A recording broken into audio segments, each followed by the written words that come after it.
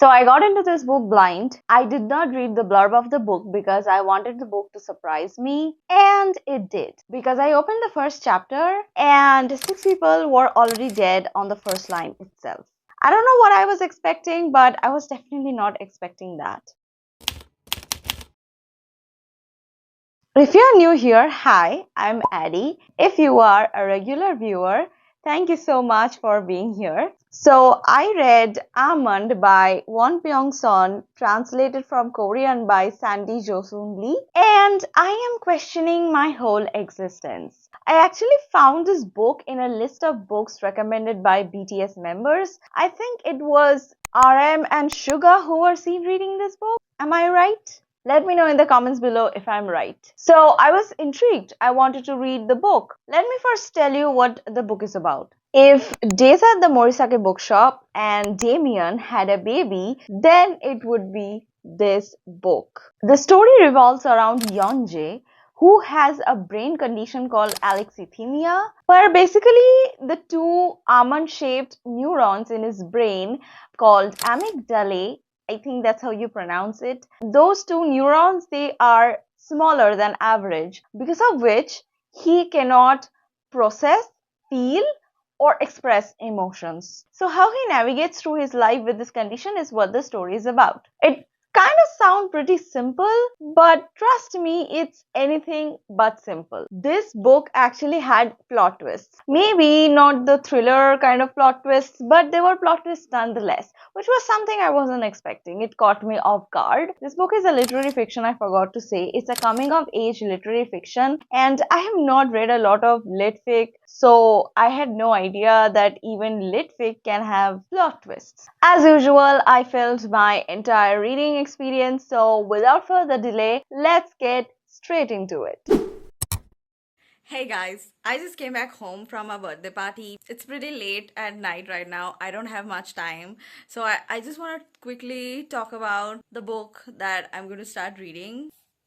I'm going to start reading Almond by Won-pyong Sonh. I don't know anything about this book because I haven't read the blurb. I wanted to get into this book blind. So what I'm going to do is I'm going to start reading this book tonight. So as I read this book, I will discover it. I'll come to know what it is about. I'll take you guys along the journey. Okay, I forgot to say that the reason I am choosing this book is because August is Women in Translation Month, and I wanted to read a translated work written by a lady, and this is the only book I have which is written by a lady and it is translated. This book was originally written in Korean, so that is why I am going to read this book this month.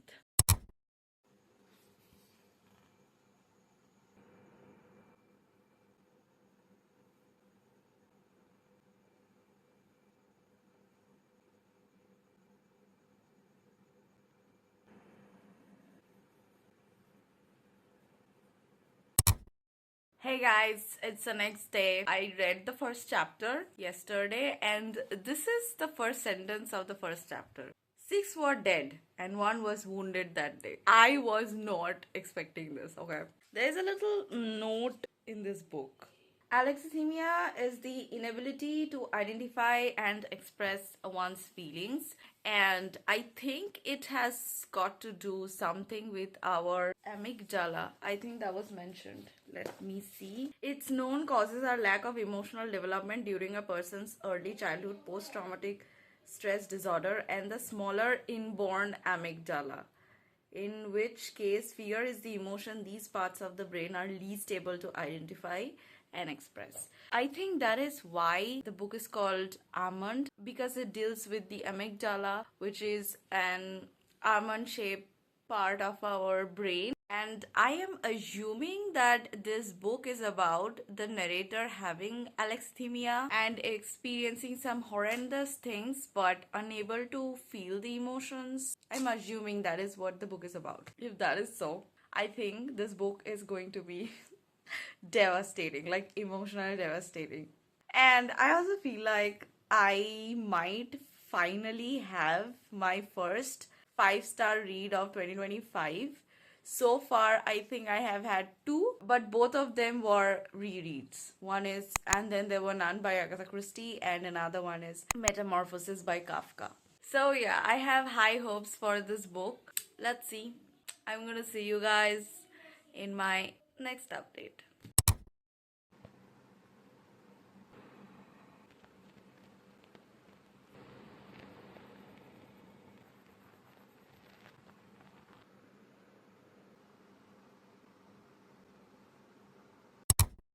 Hey guys, I couldn't read much. I read up till page number 40 because I feel sick. I feel like I'm about to have fever. I had to rest. I still need rest because I feel fatigued. I hope I don't get a fever. But anyway, I am thoroughly enjoying this book, you guys. Like, I don't know what to say. I am speechless.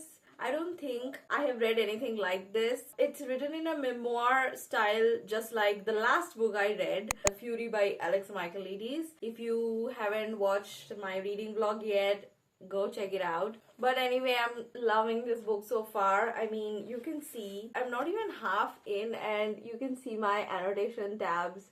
I'm probably tabbing every other chapter, or probably every chapter, because there's just so much in this book. Like, I don't have words to express what is going on in this book. I have high hopes for it. Let's see. So I'm gonna see you guys in my next update.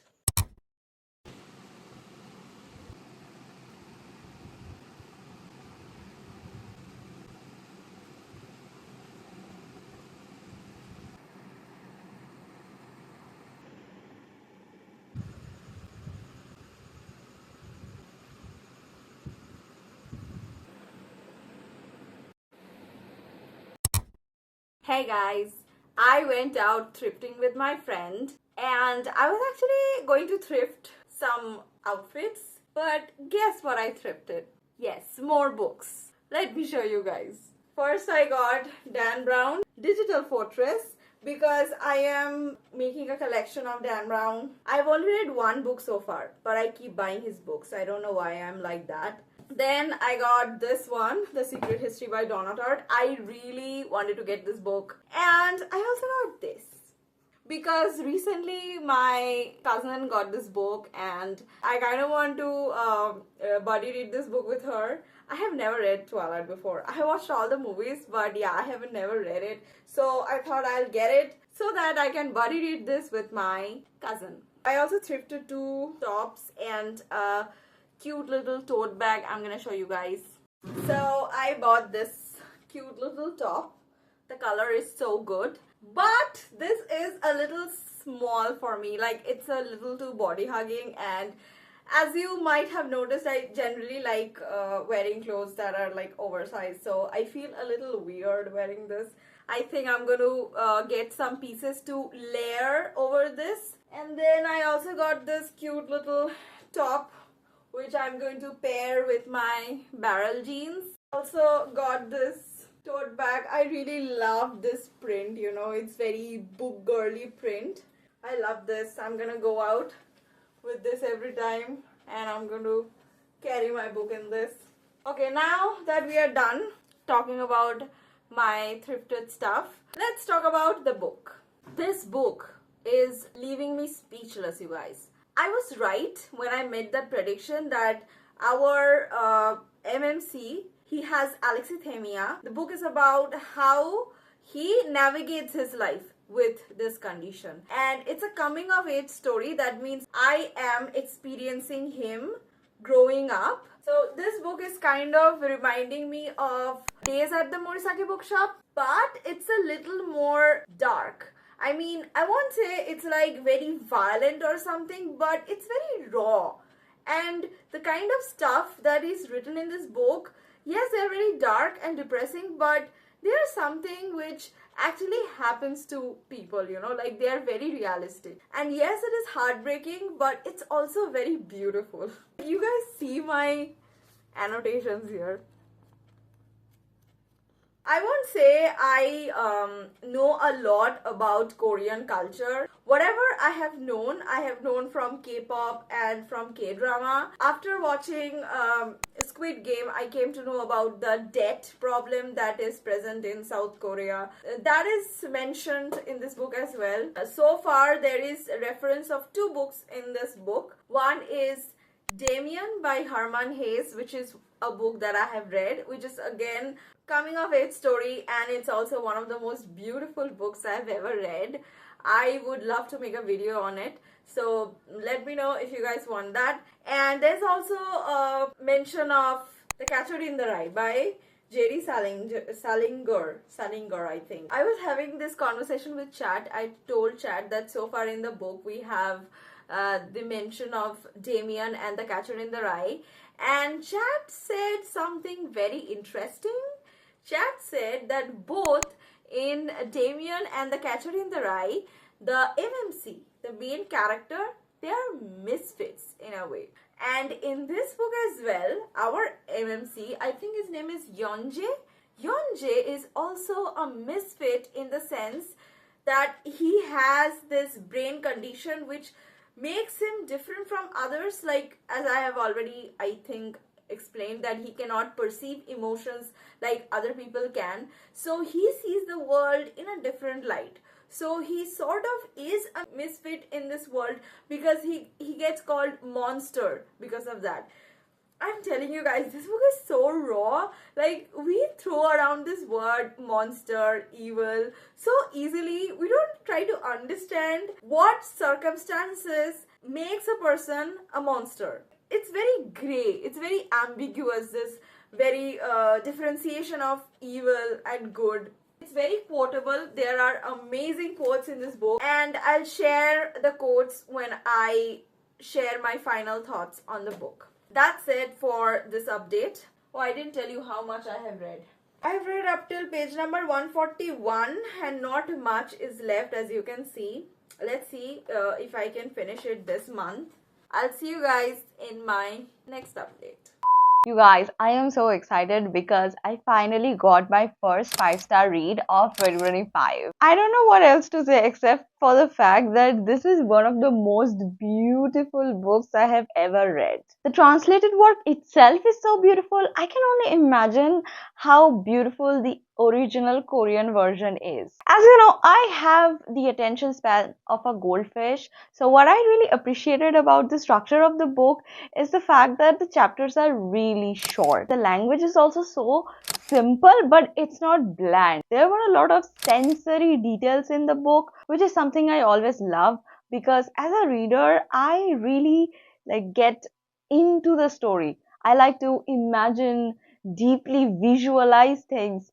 While I was reading this book, I felt like I am literally going through the emotions with the characters. Another thing which I really loved about this book is the fact that this book shows you the tragedies of life, but it also gives you hope. It's kind of like a friend telling you that not everything that happens in your life is going to be bad. There's humor in this book, there's romance, there's friendship, there is found family, and plot twist. It's like this book is a whole package. And it's a kind of book that really makes you think things. It will make you think that we label someone as a monster so easily, not knowing their story. It will also make you question what really makes someone a monster. Are monsters born, or are they created? So while you're reading this book, thoughts will be thunk and you will be deeply moved.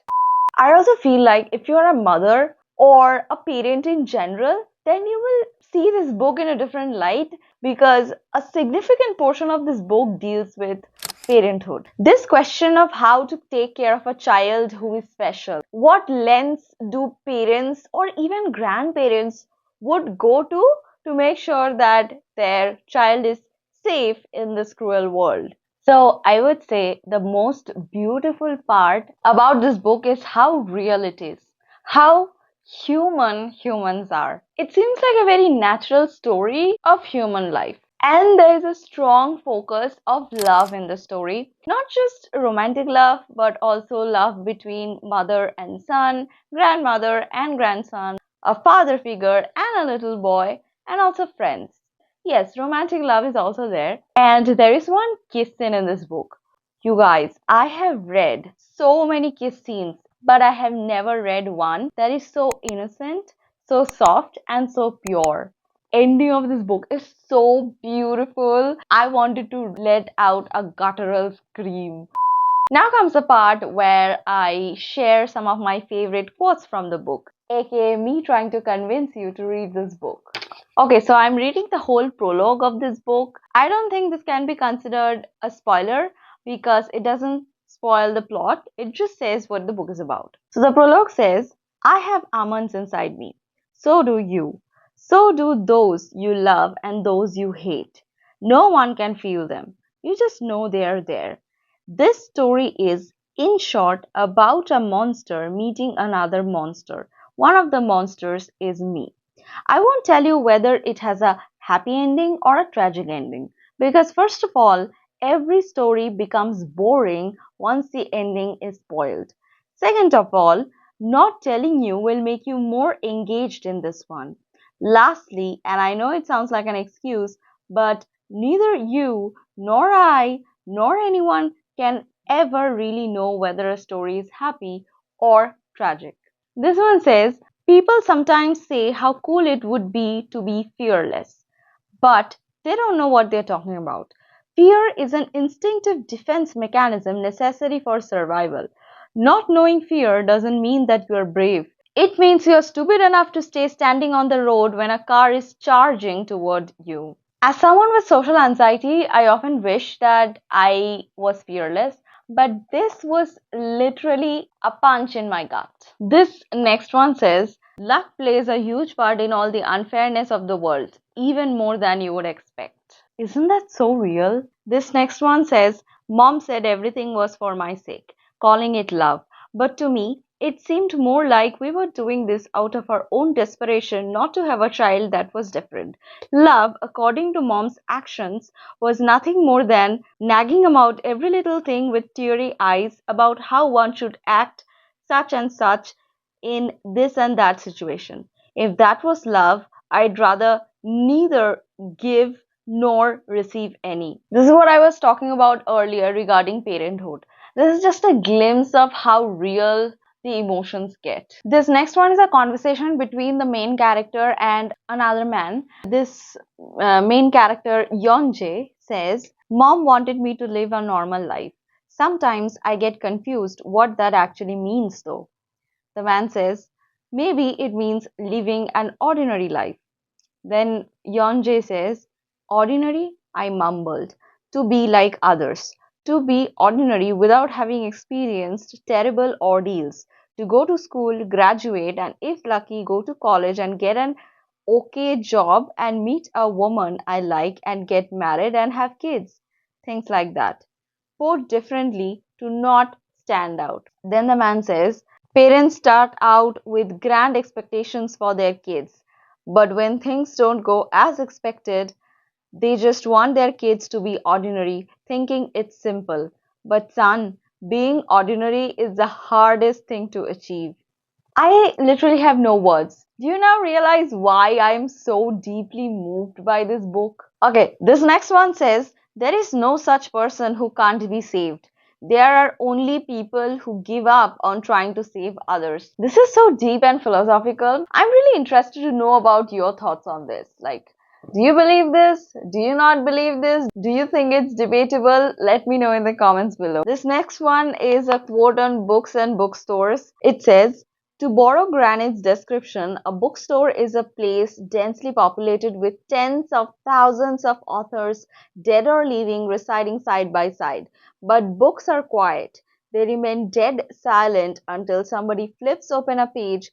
Only then do they spill out their stories, calmly and thoroughly, just enough at a time for me to handle. As someone who lives and breathes books, whose middle name is Books, I felt tingles while reading this.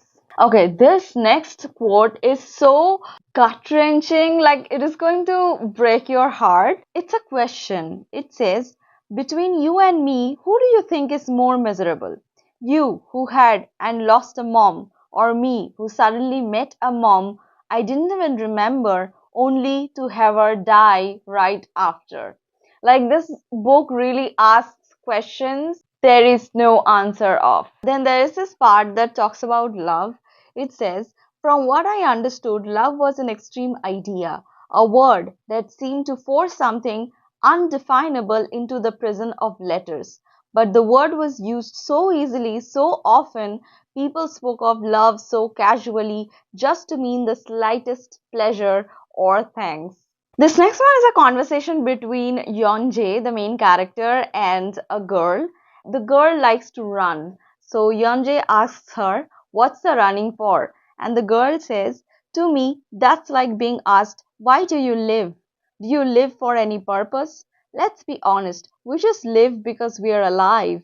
When things are great, we are happy. When things aren't, we cry. Same with running. I'll be happy when I win. I'll be sad when I don't. When I feel I haven't got it, I'll blame myself or regret starting this in the first place. But then I'll still run just because. Like living life, that's all. Isn't this how we all feel about our passion? Okay, the last quote is like deeply philosophical and existential.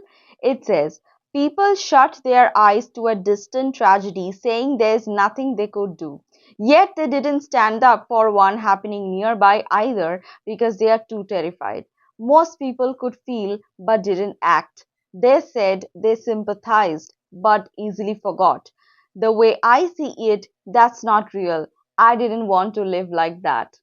Okay, I would like to quickly thank the author Won-pyong Sonh for writing this book and Sandy Josun Lee, the translator, for translating this book. I know most of y'all skip the author's note or the translator's note, so I want to tell you what they said. The author Won-pyong Sonh said that she came up with the idea of the two main characters Gon and Yeonjae after she gave birth to her own child.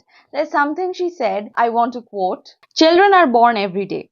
They all deserve blessings and to have every possibility open to them. But some of them will grow up to be social outcasts. Some will rule and command, but with twisted minds. Some, although very few, will succeed against all odds and grow into people who touch hearts. I know this may be a cliche conclusion to draw, but I have come to think that love is what makes a person human as well as what makes a monster. That's the story I wanted to tell. I think that's really the heart and soul of this book. The translator deserves a shout out too because it is so difficult to translate a character into another language, not just the plot. Because when you are translating, you are not just translating the plot, you are also translating the character. Like you are giving the character a new voice in a different language. That is very difficult. So I really appreciate the translator Sandy Josun Lee as well for translating this beautiful book and also keeping its essence. So that's it for today, you guys. Thank you for hanging out with me. I hope I convinced you a little bit to read this book. Let me know in the comments below if you are going to read it. Subscribe if you haven't already and stay tuned for more interesting videos. So I'll see you guys in my next video. Bye. Love you. So I finally paint someone as a monster so easily without knowing their story or thinking what they went through that made them turn the way they did. It seems like a very human. It seems like a very. It seems. It seems like a very. So you can understand. So you can understand. No matter what I try to say, words will not be enough to. So that I can buddy read with, so that I can buddy read it. And this book, where's my book? The Catcher in the Rye? The Catcher of the Rye? I forgot.